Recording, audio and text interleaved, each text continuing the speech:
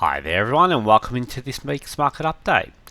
Don't forget that any advice contained within this presentation is general only, so it isn't tailored to your particular circumstances. You need to decide for yourself whether it's appropriate to you. Okay, so our market currently is trading in a short-term uptrend. Overall longer term trend is still there, a little bit questionable. Obviously we're starting to see a bit of a change in that the overall trend line here broke.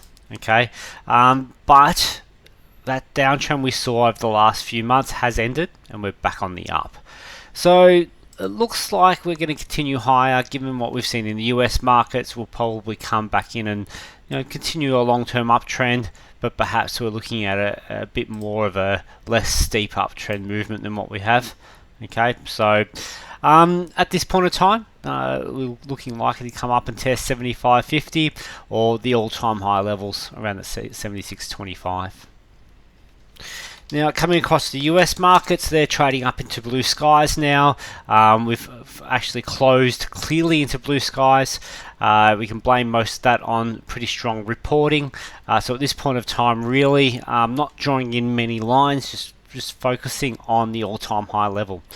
At some point, we'll probably see the market pull back and test that at support. All right, that happens quite often on an uptrend move, but nonetheless, as long as reporting keeps coming through, beating expectations over the next few weeks, we'll probably see further pushes higher.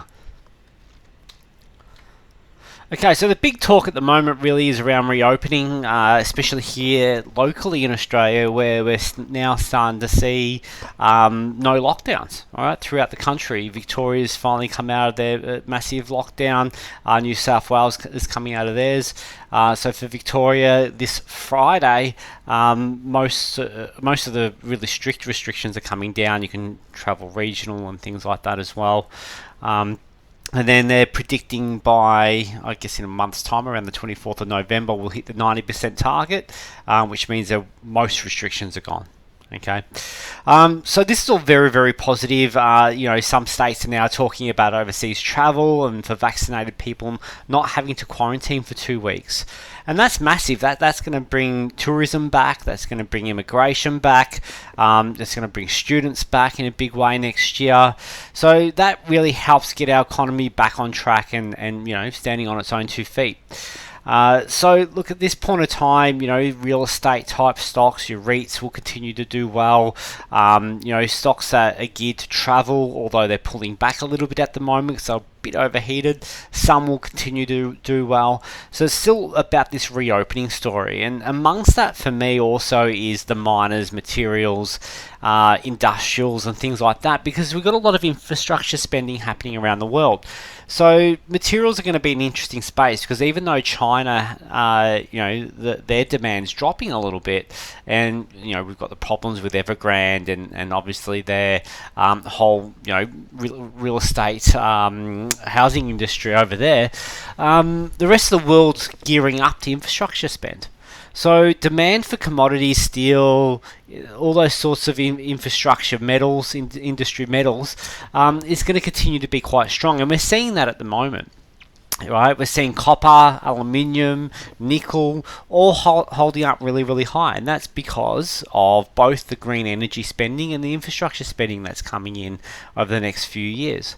So, at this stage, we believe that side of it's going to remain strong, and the only thing that's holding materials back, the big three material stocks, Rio, Fortescue's, BHP's, is iron ore. Okay, so there's a big question mark on iron ore at the moment. And the big thing there really is that China is capping their output, their steel output, back to 2020 levels, okay, until the Olympics next year.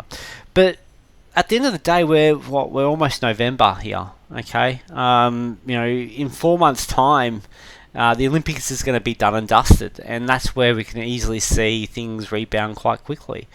Markets are forward-looking, so we might get some action around BHP, Fortescue.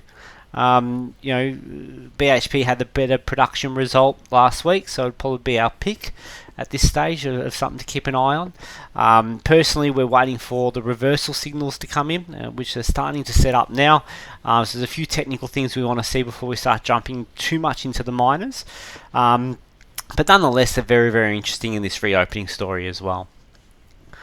So really, coming across the US, there's a few things driving them at the moment. So they're coming into the whole blue sky territory, breaking into all-time highs once again. This year has been a very seasonal year. Being the year after the election, it's always a very, very bullish year. But also we're seeing the typical movements. So, we ran up early in the year into February, and then we pulled back a touch coming into May, June, and then we ran again into that sort of July, August reporting, pulled back through September, as we always do, and then we always run into November, which is what we're seeing right now.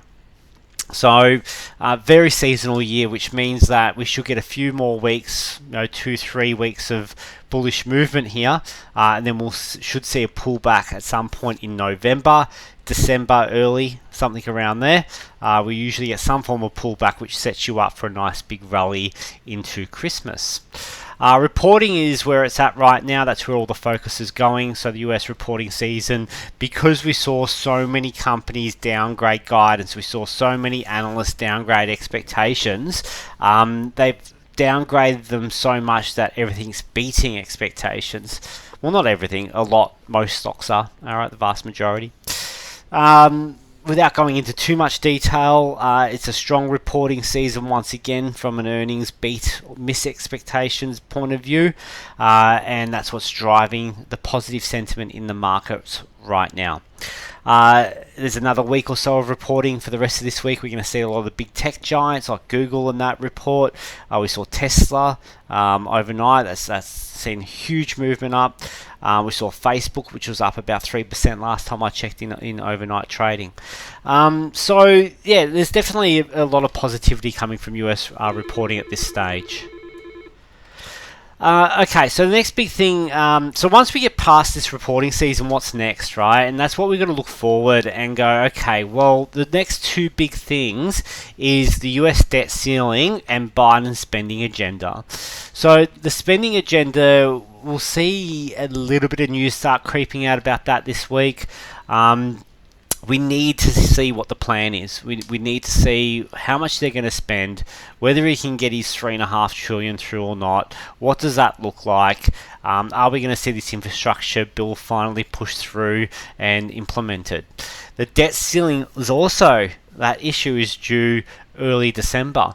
So that we need to start seeing resolutions of this. If we start getting close to the end of November and we don't see a resolution here, the markets are going to get volatile again, and that's what could trigger that pullback, that November pullback. Okay, so that's what's kind of happening in the US. We tend to follow a little bit. Locally, from a reporting standpoint, we're coming into our banks reporting, so we'll see ANZ kick that off on Thursday this week. Depending on how that goes will probably depend on how strong our market will be from Thursday onwards.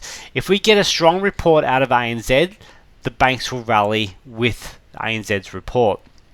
And that could be the kick up we need to get us closer to our blue skies, our all-time high. So really, for me, it's all coming down to the banks now. We've seen already a good snapshot of our miners operational reviews. We've got Fortescue's on Thursday as well. So yes, we don't get as much reporting as the US, but we do get some reporting through this period. What tends to happen though is the banks will rally into their reporting. But then around sort of mid-November, when they start going ex-dividend, we see a little bit of a pullback in that space as well, which leads our market down. So everything for me is still leading towards this seasonal year playing out perfectly, right? We should continue to get a rally into November, and at some point in November, I expect a pullback. Okay. Now, last but not least, you've got the Fed tapering event coming up. They've already signaled that they're going to taper in November. We'll see them meet next week to confirm this. The question is going to be how much are they going to taper each month? How quickly are they going to taper down to zero? We don't have that detail yet, and that's what we're waiting for. There's still a lot of speculation around inflation out there and interest rates going up. At this point, we can't see interest rates really going up for a while. I think that's going to be a problem we look at closer next year. But at this point of time, for the next sort of 3-4 months, it's not something we're too worried about. I think we're more worried about the tapering in the short term. Just want to know how much and how quickly they're going to taper, what their